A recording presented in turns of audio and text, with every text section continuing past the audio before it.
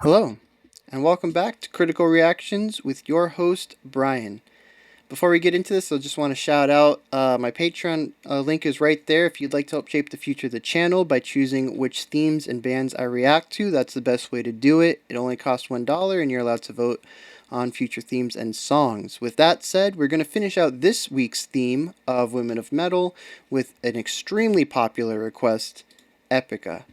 Now, Epica, I have a ton of requests here. It's taken up the whole screen, and as you can see, we have requests all the way back to 5 months ago.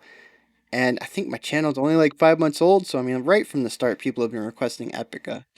We got stuff from Maddie Nakinen, BTMC, On Earth One Legion, maybe? Twev Smith, Albert Drent, Fred Albrecht, Doug Marcus, Nelly Rutten, Kem Kalyanku, Appease Beast, JC, Paravium, I've seen you guys here before. Eric Valvadier, Demi Nibis, Debbie Nibs, Christian Ariel Corujo, Tear No Fear, and Sirkin Centurk. Yeah, that's a lot. There's a few requests, quite a few requests, for Epica's Sancta Terra live with Floor Jansen, Floor Jansen, and I chose not to do that one because it's featuring Floor, and instead chose to go with something that's a little more them.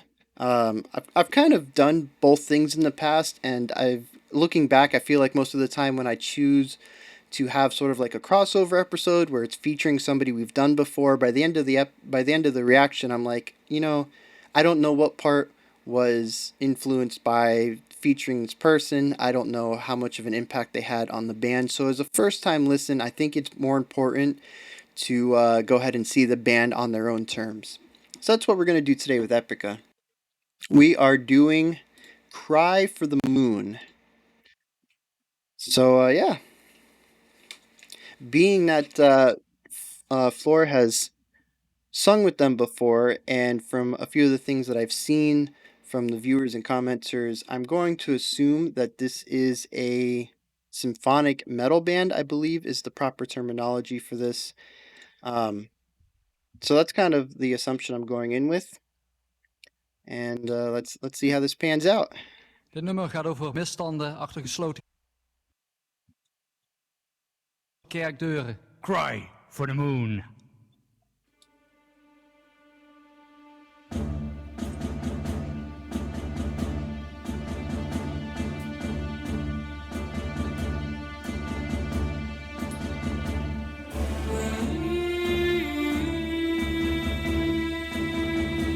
I like the live orchestra too, even though this isn't a live concert. It's obviously a studio recording of some sort. You can just hear the warmth of having the real instruments there.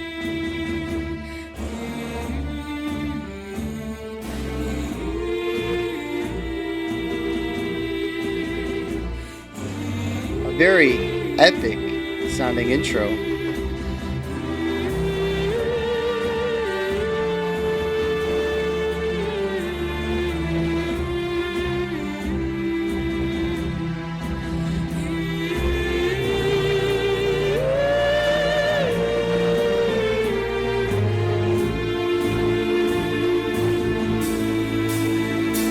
Nice resolution on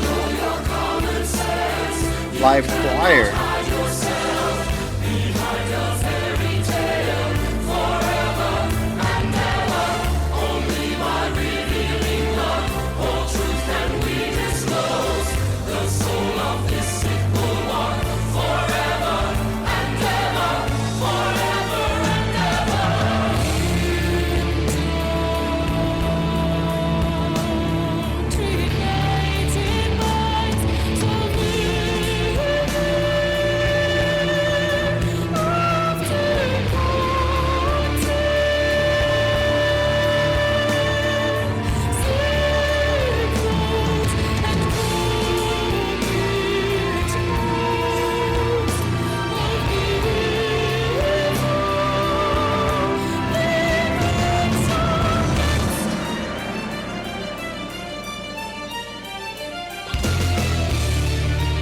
Very cool.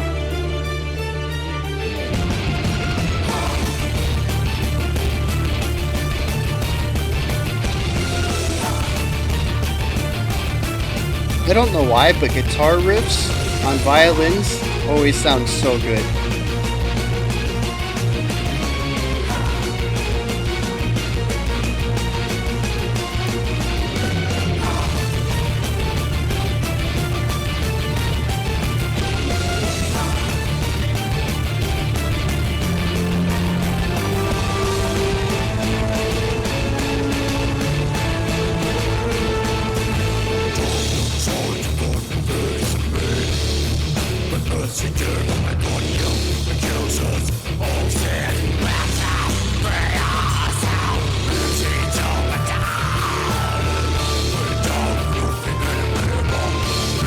Interesting vocal technique there when he moves out of the growl into the scream.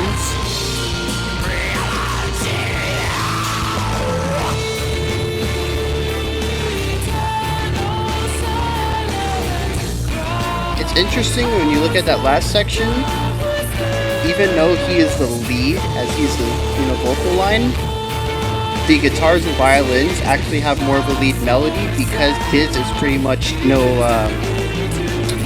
note to his singing style. And then when she came in, the guitars and violin kind of came down to a foundation element rather than a lead.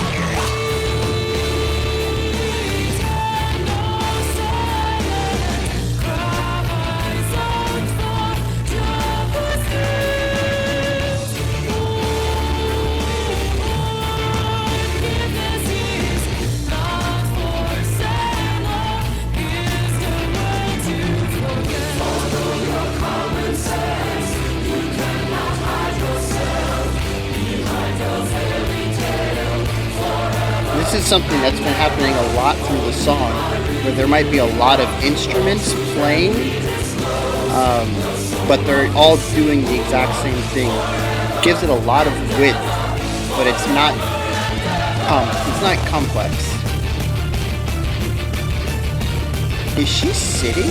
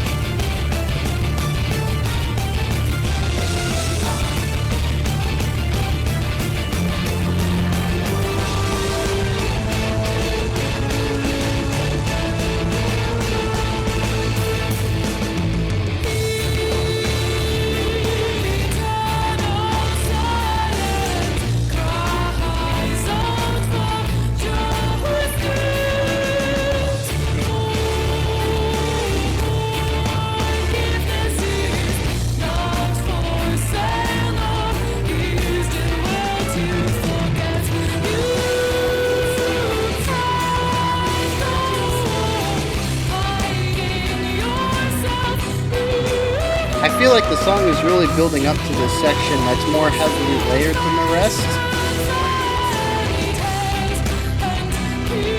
But due to the mixing, at least in this performance, it's not paying off the way it really should.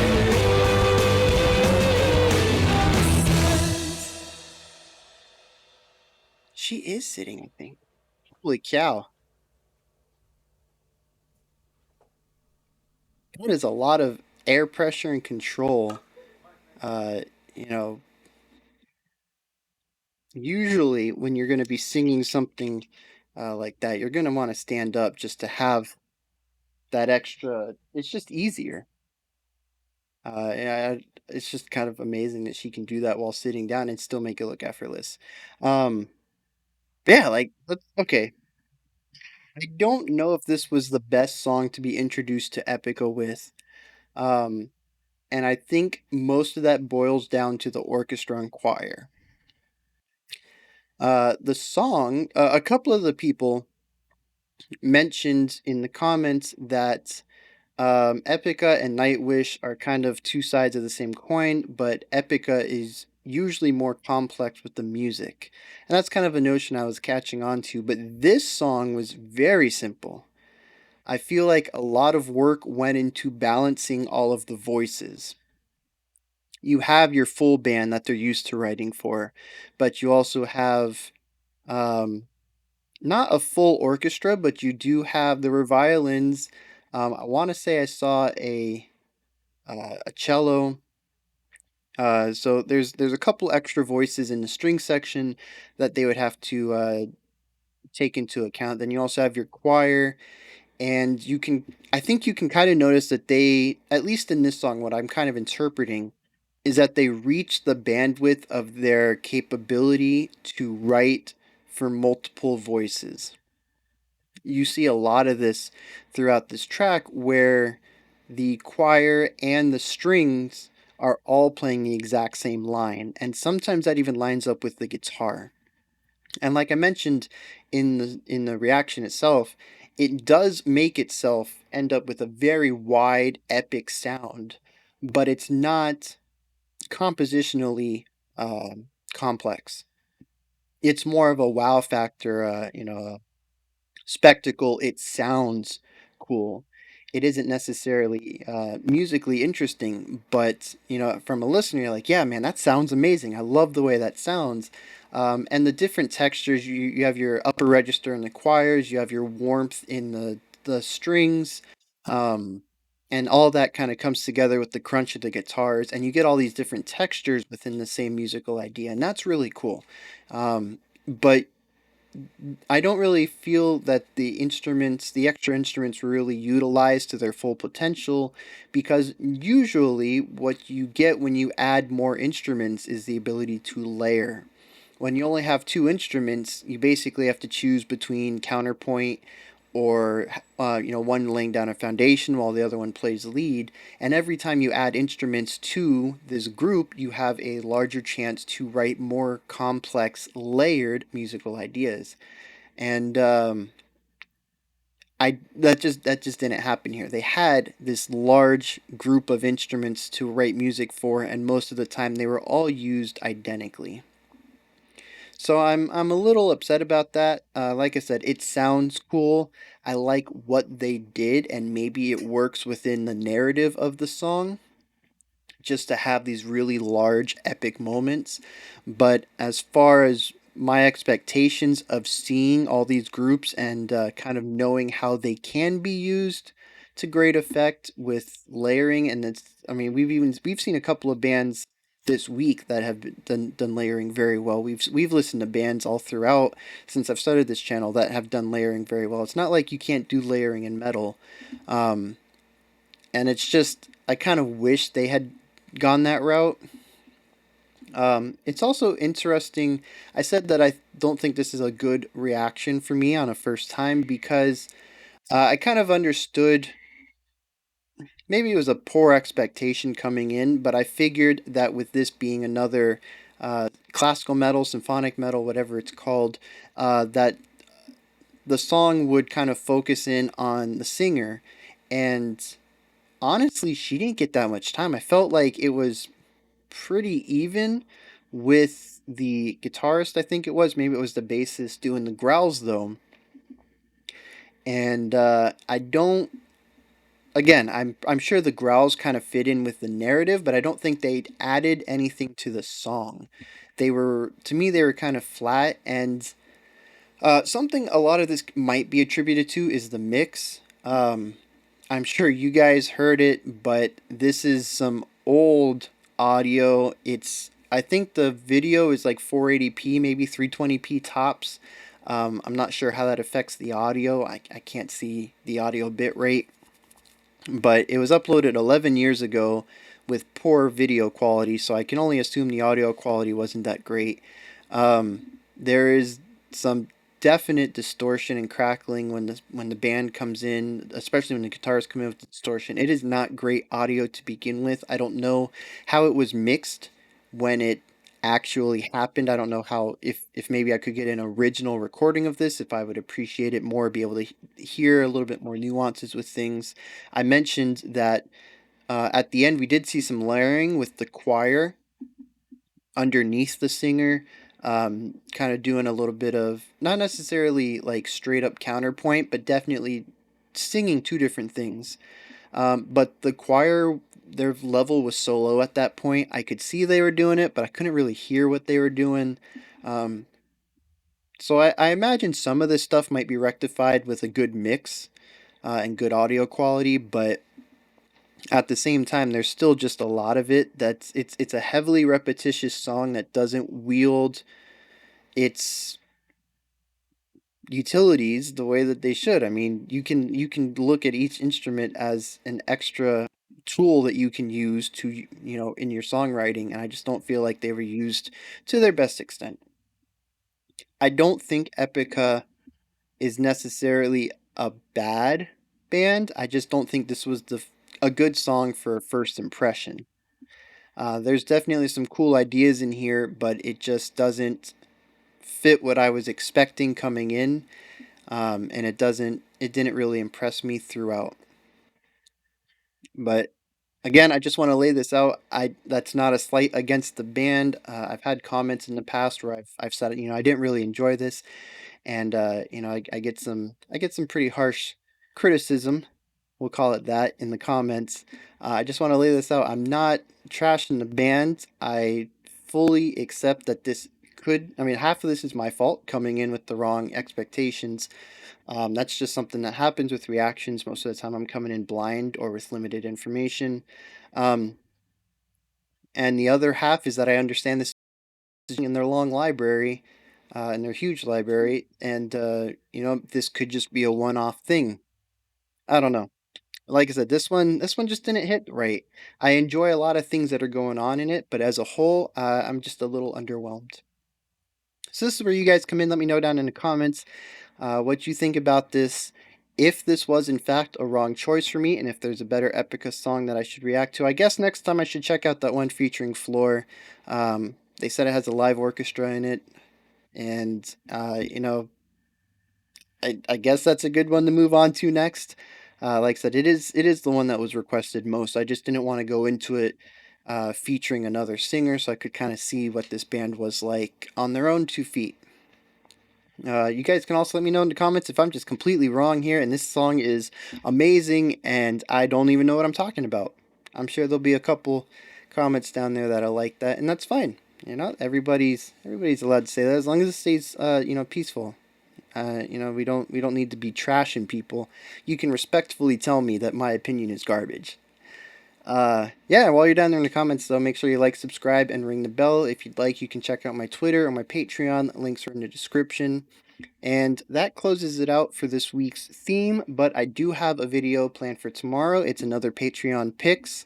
Uh, I'm really liking these because we get some stuff that I don't think shows up in the themes or the polls that often, or I don't think is going to show up in quite some time.